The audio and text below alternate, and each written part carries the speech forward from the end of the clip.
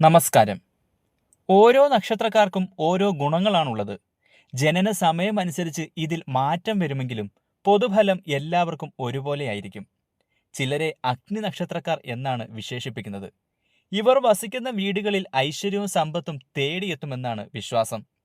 ഉത്രം, അത്തം, ചിത്തിര, ചോതി, വിശാഖം, അനിഴം എന്നിവരാണ് അഗ്നി നക്ഷത്രക്കാർ.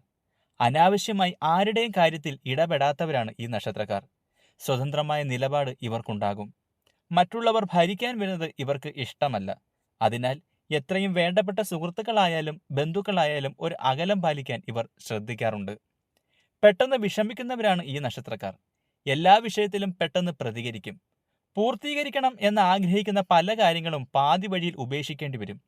ജീവിതത്തിൽ പല കാര്യങ്ങൾക്കും കാലതാമസം നേരിടേണ്ടി വരും. ഒരുപാട് ആഗ്രഹങ്ങൾ മനസ്സിലുള്ളവരാണ് ഈ നക്ഷത്രക്കാർ. അത് നേടിയെടുക്കാനായി കഷ്ടപ്പെടുന്നവരുമാണ്.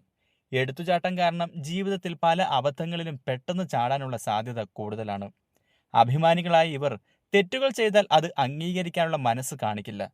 പല കാര്യങ്ങളിലും മറ്റുള്ളവരെ ഉപദേശിക്കുമെങ്കിലും സ്വന്തം കാര്യത്തിൽ അത് നടപ്പിലാക്കാൻ വളരെയേറെ ബുദ്ധിമുട്ടുന്നവരാണിവർ. ഇവർക്ക് വേണ്ടപ്പെട്ട വ്യക്തികളിൽ നിന്നും പോലും വിശ്വാസവഞ്ചന ഒന്നിലധികം തവണ നേരിടേണ്ടി വരും. നിങ്ങളുടെ നക്ഷത്രം ഇതിൽ ഉൾപ്പെടുന്നുണ്ടെങ്കിൽ, ഇത് നിങ്ങളുടെ ജീവിതത്തിൽ അനുഭവമായി വന്നിട്ടുണ്ടെങ്കിൽ കമൻറ്റ് ചെയ്യാൻ മറക്കരുത്.